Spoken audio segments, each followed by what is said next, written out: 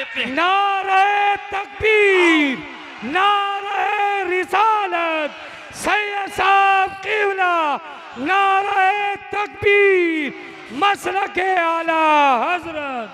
आओ अपने बच्चों को नमाज का पाबंद बनाएं, आओ खुद नमाज के पाबंद बने। अल्लाह अकबर। मेरे और आपके आका गैब नबी सल्लल्लाहु अलैहि वसल्लम इरशाद फरमाते हैं, जहन्नम के अंदर एक वादी है, वादी वलमलम का जिक्र तो आपने सुना। मेरे करीम आका गैब नबी सल्लल्लाहु अलैहि वसल्लम फरमाते हैं, जहन्नम में एक वादी है जिसको जुब्बुल हुस्न कहते हैं। जरा गौर से सुनना, इसको जुब्बुल हुस्न कहते हैं। मेरे आका ने फरमाया, यहाँ मैं उन भाइयों से भी कहूंगा जो किसी की कहा सुनी में ये कहते हैं कि नबी को क्या खबर, नबी को कुछ नहीं पता। मेरे अजीज, ऐसी बात न किया कर, इसलिए कि तूने कलमा पढ़ा है। और याद रखना, बाप से पैदा हुआ, तवज्जो करें, बाप से पैदा हुआ तो बाप में हजार ऐब होने के बावजूद इंसान अपने बाप का ऐब बयान नहीं करता। लेकिन आपसे पूछना चाहता हूं, रसूल तो बेऐब है, आखिर तुम उनके ऐब क्यों बयान करते हो, जबकि अल्लाह ने उनको बेऐब पैदा किया है। इसलिए याद रखना, नबी के इल्म को तौलने की कोशिश मत करना, नबी की जात को नापने की कोशिश न करना, नबी की जात को गिनने की कोशिश न करना। वो जात ऐसी जात है जिन्होंने उन्हें देखा है। देखने वाले कहते हैं, देखने वाले कहते हैं, हस्सान बिन साबित की शक्ल में, वह अहसन मिन कलम तरक़त आईनी व अजमल मिन कलम तलीदिन निसा खुलिक़त मुबर्रअन मिन कुल्ली ऐबिन कअन्नका कद खुलिक़त कमा तशा। हस्सान कहते हैं, या रसूल अल्लाह, आप जैसा हुस्न वाला मेरी आंखों ने नहीं देखा। या रसूल अल्लाह, आप जैसा खूबसूरत मेरी आंखों ने नहीं देखा। और मेरी आंखें क्या देखती, आप जैसा हुस्न वाला किसी माँ ने पैदा ही नहीं किया। और हस्सान कहते हैं, या रसूल अल्लाह, जैसा आप बनना चाहते थे, गोया अल्लाह ने आपको आपकी मर्जी के मुताबिक पैदा किया है। नारे तकबीर, अल्लाह के नारे रसूल, रिसालत। अल्लाह के रसूल। बैठ के सुन लो भैया, बैठ के सुन लो इत्मीनान से। देखो, मैंने पहले भी कहा था, चंद दिनों पहले यहाँ एक महफिल हुई थी, आप लोग उठ के हमें नजराना देते हैं। मैं गुरूर और घमंड की वजह से मना नहीं करता, मगर मैं एक बात आपसे कहता हूँ, तवज्जो करें सब।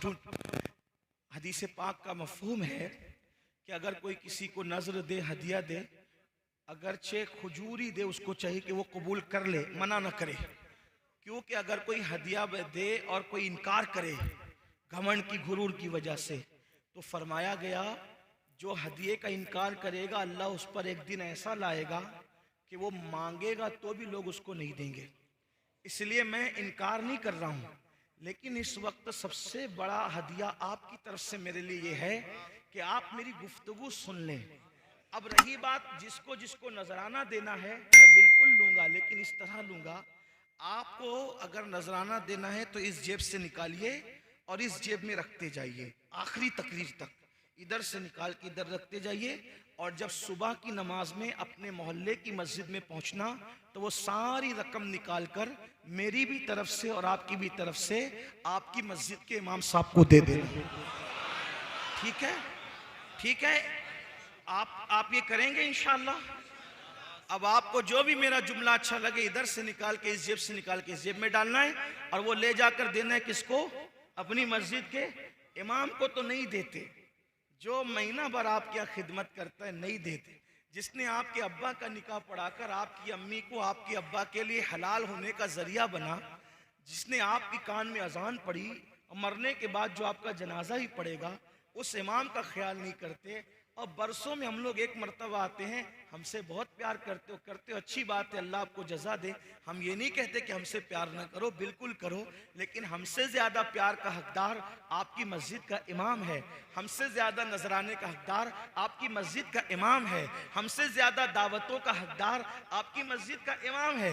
हमारे लिए तो अल्लाह ने बहुत दरवाजे खोल रखे हैं, लेकिन मस्जिद के इमाम के लिए मोहल्ले वालों के सिवा कोई और नहीं होता। अल्लाह रसूल का करम है, अल्लाह हमारे लिए अल्लाह ने बहुत दरवाजे खोल रखे हैं। अल्लाह का शुक्र है, और उससे हम नेमतों के जवाल से अल्लाह की पनाह मांगते हैं। लेकिन आपको आज ये करना है, मगर मैं जानता हूं तुम नहीं करोगे। ये भी कहता हूं नहीं करोगे, क्योंकि यहाँ सब ऐसे नहीं होते। क्योंकि यहाँ आप वीडियो में नजर आओगे कि बड़ा सखी था, अमीनुल कादरी को बार बार कुछ दे रहा था, लेकिन वहां तो अल्लाह के सिवा किसी ने देखना नहीं है। बात यह है, हम पब्लिक को तो दिखाने के लिए बहुत कुछ करते हैं, लेकिन जिससे जन्नत लेना है उसको दिखाने के लिए क्या करते हैं। इसलिए मेरी गुजारिश है, थोड़ा जरा कुछ उसके लिए भी करें, बल्कि सब उसी के लिए करें, तो यहाँ भी कामयाब हो, वहां भी कामयाब। याद रखना, मेरे आका से कहलवाया गया, वह महयाया व ममाती लिल्लाहि रब्बिल आलमीन। महबूब कह दीजिए कि मेरा जीना भी तेरे लिए, मेरा मरना भी तेरे लिए है। अपना जीना मरना सब कुछ अल्लाह के लिए है। तो अब आपकी मैं तवज्जो चाहता हूँ, मजमा बहुत बड़ा है, एक बार फिर से दुरूद शरीफ पढ़े तो हजारों की दुरूदे हुजूर की बारगाह में पहुंच जाए। एक बार दुरूद शरीफ पढ़े। अल्लाहुम्मा सल्ली अला सय्यदिना व मौलाना मुहम्मदिन मादिनिल जूदी वल करम सल्लु अलैहि सलातु व सलामुन अलैका या रसूलल्लाह सल्लल्लाहु अलैहि जद्दल हसन वल हुसैन। अब आपकी तवज्जो मेरी तरफ रहेगी, इसलिए कि मेरे बाद हमारे अमीर जो आप आज के खुसूसी खतीब है वो आएंगे, तो मैं गुफ्तगू फौरन ख़त्म कर दूंगा। इसलिए मैं जल्दी जल्दी अपनी बात मुकम्मल करना चाहता हूँ। दिए गए अनावीन को, दिए गए मज़ामीन को जल्दी से पूरा करने की सआदत हासिल करना चाहता हूँ। तो मैं अर्ज़ क्या कर रहा था, अल्लाह के हबीब गैबदा नबी सल्लल्लाहु अलैहि वसल्लम, जिनको अल्लाह ने अल्लाहु अकबर जितना चाहा इल्म अता किया, इल्म माकाना व यकून अता किया, उन्हें गैब की खबरें अता की। अल्लाह रब्बुल इज़्ज़त ने उन्हें जन्नत की खबरें अता की, अल्लाह ने उन्हें जहन्नम की खबरें अता की।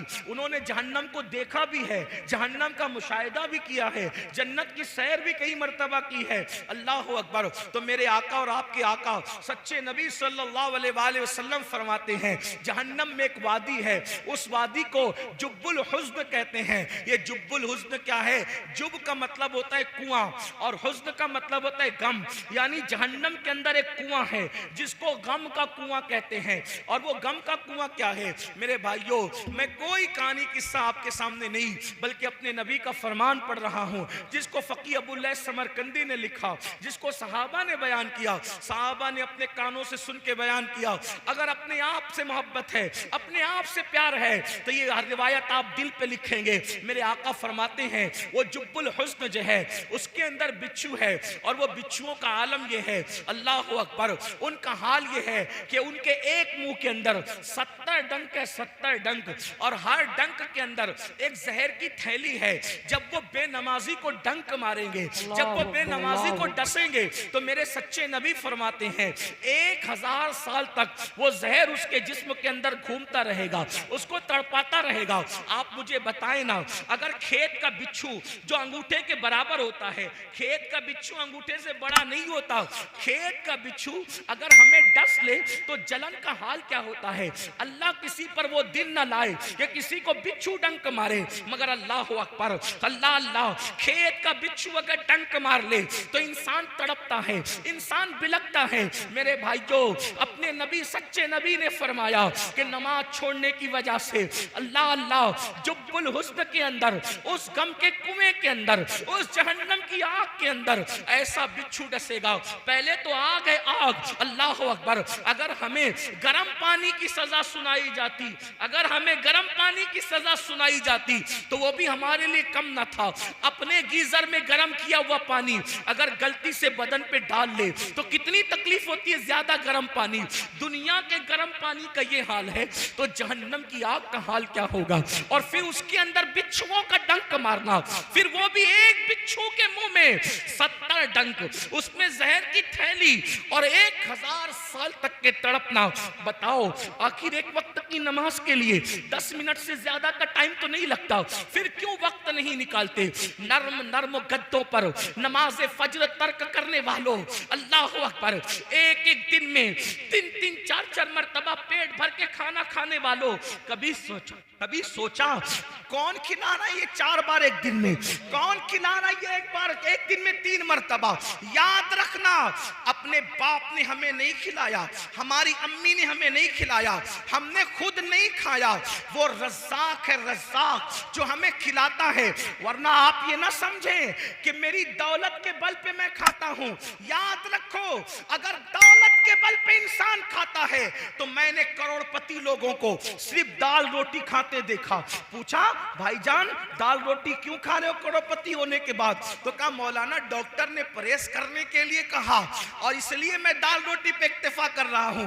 मैंने कहा मेरे अल्लाह की शान है, अगर वो किसी गरीब को कीमती ग़िज़ाएं खिलाना चाहे तो वो खिलाता है, और किसी करोड़पति को जिसका बैंक बैलेंस अरबों खरबों में हो अगर उसको न खिलाना चाहे तो डॉक्टर का बहाना बनाकर इंसान दाल रोटी खाता नजर आता है। तो अब याद रखना, दौलत के बल पर अच्छे खाने नहीं खाते बल्कि खुदा के फजल से अच्छे खाने खाते हो। अब मुझे बताओ, अल्लाह अकबर, जो खुदा अच्छा पहना रहा है, जो अच्छा खिला रहा है, जो सुकून की नींद दे रहा है, मालूम है तुम्हें अल्लाह अकबर करोड़ों रुपए खर्च करके भी तुम सुकून की नींद नहीं खरीद सकते। अगर दौलत को सब कुछ समझते हो, अपने बाजू की कमाई को सब कुछ समझते हो तो सुन लो, दौलत के बलबूते पर नरम गद्दे तो खरीद सकते हो, दौलत के बलबूते पर सुकून की नींद नहीं खरीद सकते। जा करके देखो बड़े बड़े लीडरों की जिंदगी, बड़े बड़े करोड़पतियों की जिंदगी, नींद की 4-4 गोलियां खाते हैं फिर भी उनको सुकून की नींद नहीं आती। 4-4 बॉडीगार्ड सराहने और पैताने खड़े रहते हैं फिर भी उनको सुकून की नींद नहीं आती। मैं पूछना चाहता हूं, अल्लाह की नेमतों को झुटलाने वालों, फबिअय्यि आलाइ रब्बिकुमा तुकज़्ज़िबान, ऐ जिन्नो इंस, अल्लाह की कौन कौन सी नेमत को झुटलाओगे? दौलत को सब कुछ समझने वालों, अगर वो तुम्हें पूरी दुनिया की दौलत देकर सुकून की नींद छीन ले तो वो कौन है जो तुम्हें सुकून की नींद सुला सकता है? लोग करवटें बदलते हैं, रात को तारे गिनते हैं, लोग आकर के शिकायतें करते हैं, मौलाना तावीज दे दो, सब कुछ है मगर सुकून नहीं है, मौलाना कुछ पढ़ के दे दो, सब कुछ है मगर सुकून नहीं है। इसीलिए मैं कहता हूं, किसी ने कहा था सो जाते हैं फुटपाथ पे अखबार बिछा के, सो जाते हैं फुटपाथ पे अखबार बिछा के, मजदूर कभी नींद की गोली नहीं खाते। अल्लाह अकबर, फकीर सोच रहा है काश मर्सिडीज कारें मेरे पास होती, और अमीर सोच रहा है ये फुटपाथ पर जितनी सुकून की नींद सो रहा है काश कैसी सुकून की नींद मेरे पास होती। लेकिन आपसे पूछता हूं, जो इतना खिला रहा है, जो उसने ताकत अता कर रखी है, जो उसने सुकून की नींद अता कर रखी है, उसके लिए वक्त नहीं है, उसके लिए टाइम नहीं है। झूठे और मक्कार दोस्तों को टाइम देने वालों, और खुदा के लिए कहते हो कि नमाज के लिए टाइम नहीं मिलता, इबादत के लिए टाइम नहीं मिलता। अल्लाह अकबर, चुल्लू भर पानी में डूब कर मरने की जरूरत है। अगर कोई एक गिलास पानी दे तो थैंक यू कह के उसका शुक्रिया अदा करते हो, और जिसने वो पानी आसमान से उतारा उसकी इबादत के लिए टाइम नहीं, उसकी इबादत के लिए वक्त नहीं। याद रखना, बहुत दिन तक खुदा किसी को मोहलत नहीं देता। मेरे अल्लाह की शान है, पहले वो बंदों को ढील देता है, अब सुधर जा, अब सुधर जा, अब सुधर जा। जब बंदा नहीं सुधरता तो फिर उसका ऐलान है इन्ना बत्शा रब्बिका लशदीद, तेरे रब की पकड़ बड़ी सख्त है। जब वो पकड़ करने पर आता है तो फिर फिरौन को दरिया में गर्क कर देता है। आज तक फिरौन को न कब्र मयस्सर है न कफन मयस्सर है, एक म्यूजियम में नंगा पड़ा हुआ है। अल्लाह कुरान में कहता है हमने फिरौन की लाश को तुम्हारे लिए इबरत का जरिया बना दिया। अल्लाह अकबर, उसके फरमाने को 1450 साल हो गए, लेकिन फिरौन की लाश आज भी दिख रही है, म्यूजियम के अंदर पड़ी हुई है, और पुकार पुकार के कह रही है मैंने खुदा की नाफरमानी की, दौलत के बावजूद न कफन मिला न कब्र मिली, तुम्हारा क्या अंजाम होगा? इसलिए मेरे भाइयों, मैं आपकी मिन्नत करता हूं खुदा के लिए, अगर आप ये कहें, अगर कोई बंदा मुझसे ये कहता कि मेरे पैर पकड़ या मेरी जूतियों को सर पे रख, मैं नमाज का पाबंद हो जाऊंगा, वल्लाह मैं ये कर गुजरता आपको नमाजी बनाने के लिए। इसलिए कि मैं जानता हूं अल्लाह के रसूल सल्लल्लाहु अलैहि वसल्लम ने फरमाया जिसने नमाज छोड़ दी अल्लाह उसका सदका कबूल नहीं करेगा, अल्लाह उसकी शहादत कबूल नहीं करेगा। और मेरे आका ने यहां तक फरमाया, जिसने जानबूझ के नमाज छोड़ दी वो मेरे जिम्मे से बाहर है, कयामत के दिन उसके साथ मेरा कोई वादा नहीं है।